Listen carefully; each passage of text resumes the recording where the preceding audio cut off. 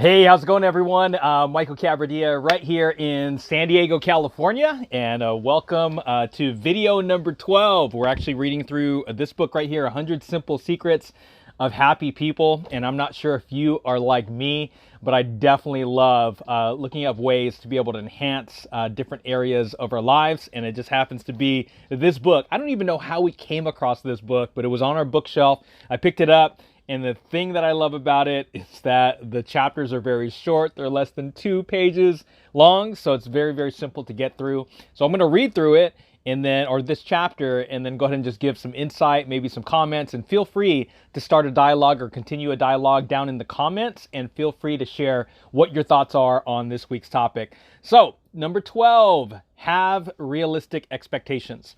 People who are happy don't get everything they want, but they want most of what they get. In other words, they rig the game in their favor by choosing to value things that are within their grasp. People who find themselves dissatisfied in life often set unreachable goals for themselves, setting themselves up to fail. Yet, people who set high goals for themselves and reach them are no happier than people who set and reach more modest goals. Whether you are assessing your position at work or your relationship with your family, don't begin with fantasy pictures of the world's richest person or the world's ideal family. Stay with reality and strive to make things better, not perfect. I always like to hear that saying, or go by that saying. It's not about perfection, it's about progress. There was a big retirement party for a high school principal celebrating his 30 years of service to the Altoona, Pennsylvania schools. People spoke eloquently of his wonderful contribution to thousands of children's education. At the end of the night of testimonials, he said to his friend, "When I was 23, I thought I was eventually going to be president of the United States." And now here was a man who was universally respected, who had given himself to the vital calling of education, and who had risen through the ranks to lead a high school. And instead of reveling in his accomplishments, he was resigned to his defeats. He was by no means a failure. He was the opposite of failure. But in comparison with his immense and unreachable goals, he could not enjoy his success. The congruence of people's goals with their resources strongly correlates with happiness. In other words, the more realistic and attainable people's goals are, the more likely they are to feel good about themselves. People who conclude their goals are out of reach are less than 1/10 as likely to consider themselves satisfied with life. Now, there are things about this that automatically I agree with, but also I automatically disagree with. So, it's interesting. So what are your thoughts in regards to setting goals that are reachable or goals that are attainable? Because I really truly like being able to be pulled by vision, and pulled by vision, that is, far out, rather than just bogged down by reality.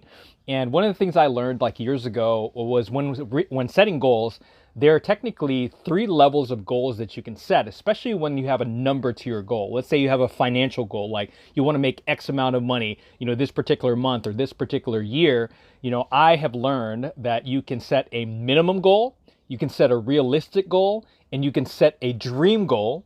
And you always shoot for and plan for and do the activity that correlates to the dream goal. Because if you hit the dream goal, guess what? You hit your goal. If you hit the realistic goal, well, guess what? You didn't hit the dream, but you hit the realistic. But your minimum goal should always be something that is attainable.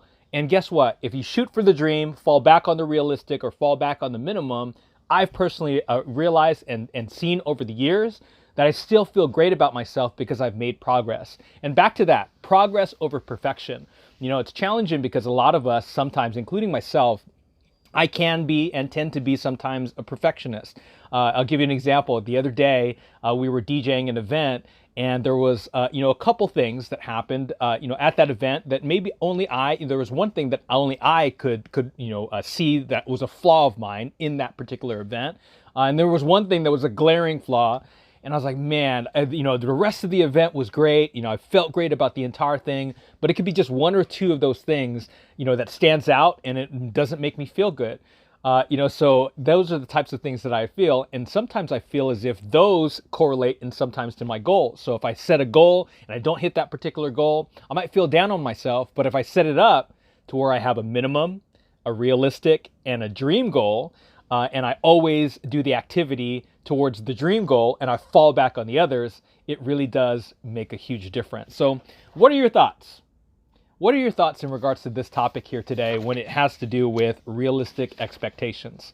Personally, realistic's okay, but at the same time, I like to dream. What about you? Take care. God bless you guys. Have a great day.